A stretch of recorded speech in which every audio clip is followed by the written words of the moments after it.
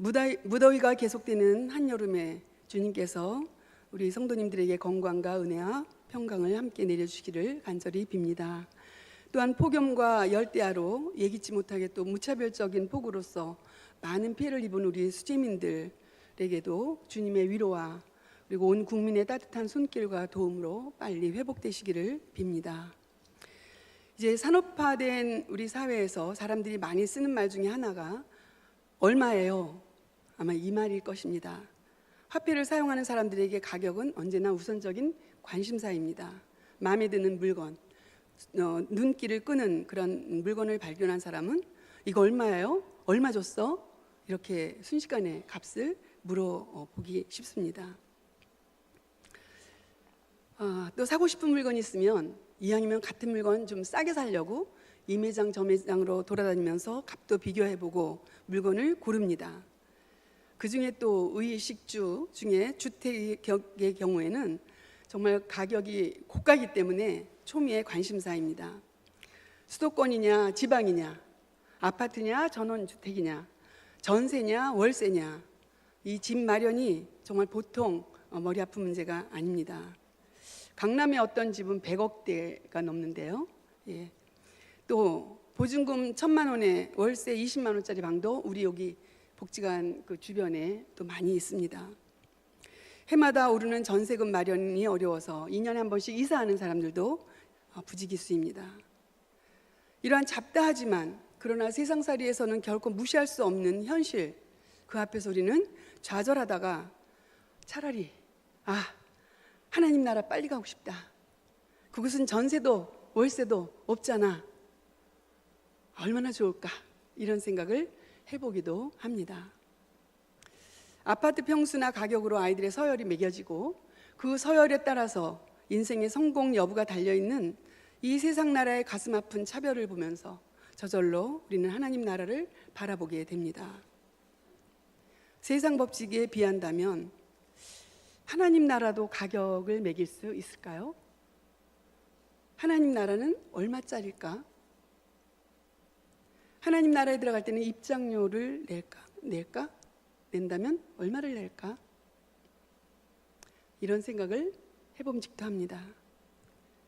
만약 하나님 나라를 돈 주고 사거나 입장료가 비싸다면 가난한 사람들은 하나님 나라에 들어갈 희망을 버려야 할 것입니다.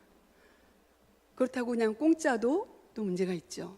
공짜라면 너무나 흔해서 하나님 나라에 들어갈 노력도 하지 않고 대가를 지불할 아무것도 준비를 하지 않기 때문일 것입니다. 비싸도 안 돼요, 값싸도 안 돼요, 공짜도 아니라면 도대체 얼마를 줘야 하나님 나라에 들어갈 수가 있겠습니까?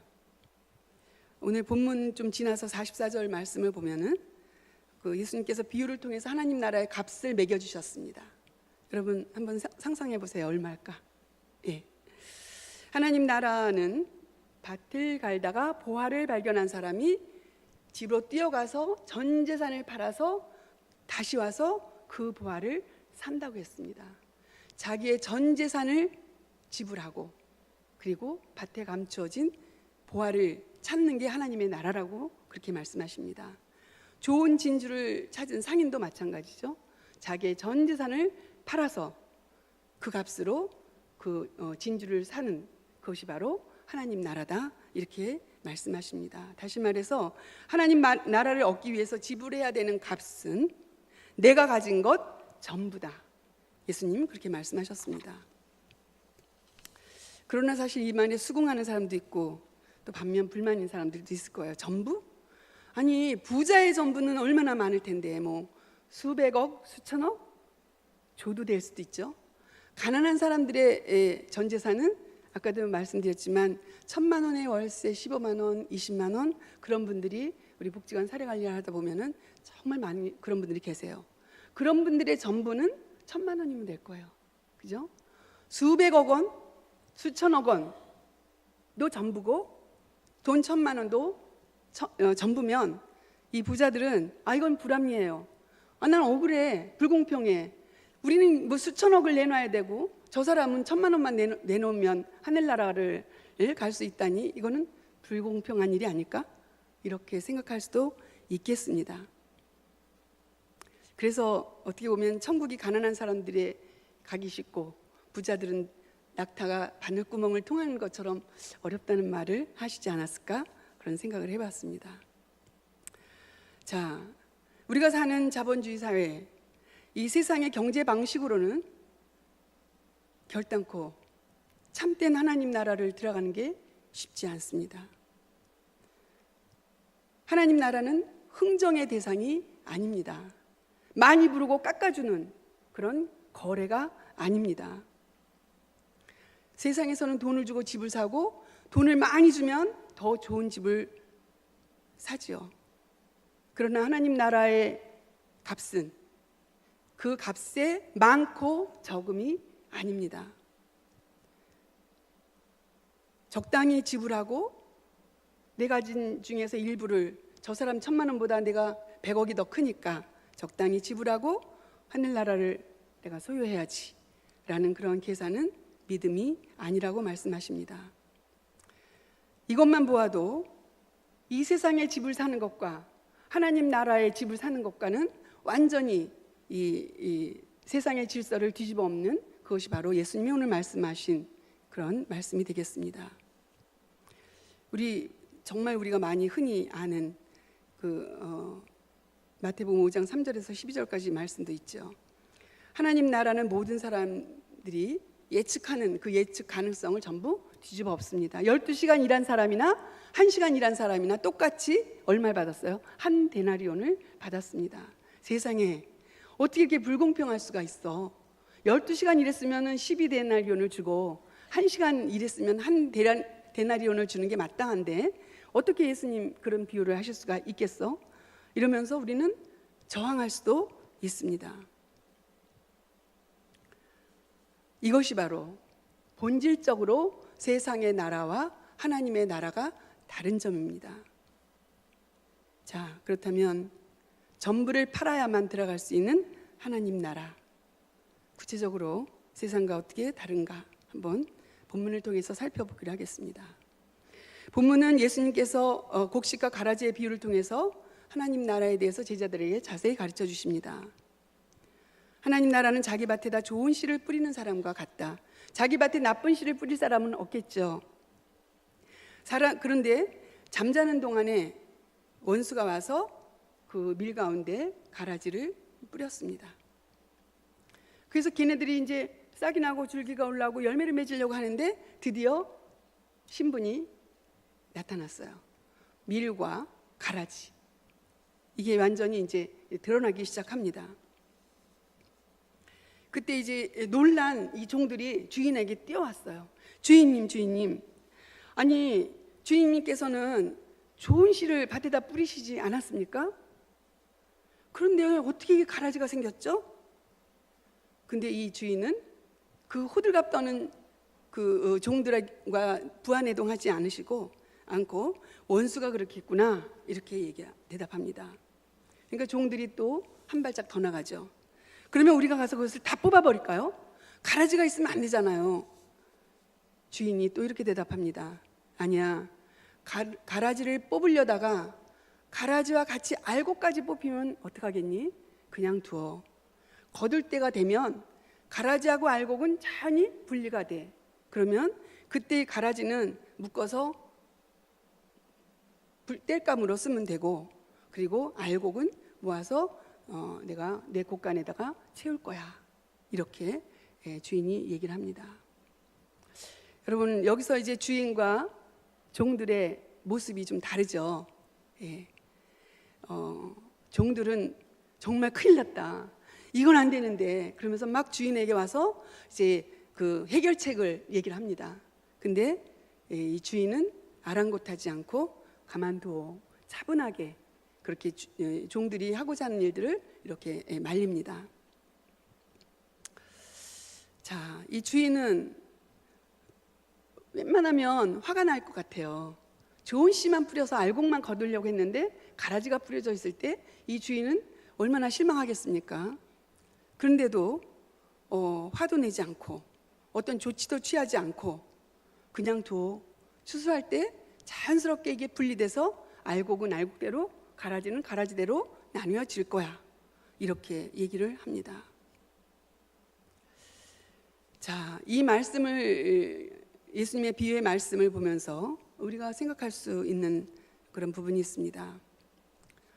좋은 씨가 뿌려지면 어떻게 돼요? 좋은 열매를 맺게 됩니다. 다가올 하나님의 나라, 또 이미 시작된 하나님의 나라에 대한 믿음이 있는 사람은 이 주인과 같이 좋은 씨는 알곡은 자라고 가라지는 가라지대로 두어서 알곡을 건드리지 못하게, 알곡까지 뽑아내지 않게 그렇게 단도리를 하는 것입니다.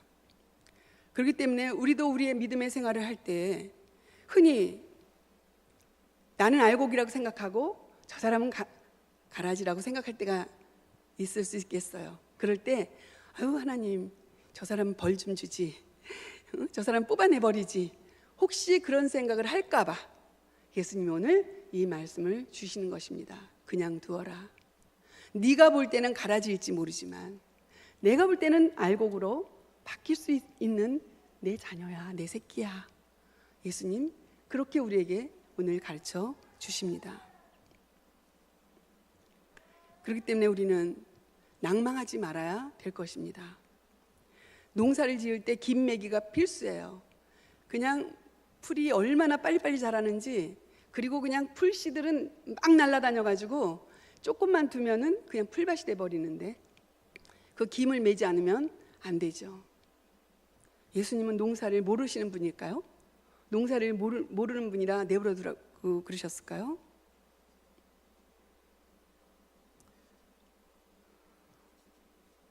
오늘 예수님께서 왜 가라지를 내버려 두라고 말씀하셨는지, 우리가 신앙생활을 하면서 또 우리 교회에서 교우들과 관계를 맺으면서 때로는 좋은 일도 있고 때로는 마음에 안 드는 일이 있을 때 우리 마음속에 내가 적어도 생각하는 저 사람은 가라지 아니야? 라고 생각하지 말기, 그런 생각이 들어온다 할지라도 그런 생각을 그대로 내보내기. 그래서 우리 교회 안에 주님의 이름으로 모인 우리 성도들 모두는 다 예수님이 그냥 두어라 하신 대로, 내가 조금 미완성이라도, 조금 부족할지라도, 조금 결격이 있을지라도 예수님은 오래 참고 기다리심으로 그 사람을 알곡으로 만드시는 그런 변화의 능력을 가지신 분이시라는 것을 믿고 여러분들 주님 앞에 믿음으로 한 발짝 더 나가시기를 간절히 바랍니다. 자, 이제 말씀을 서서히 정리를 하죠.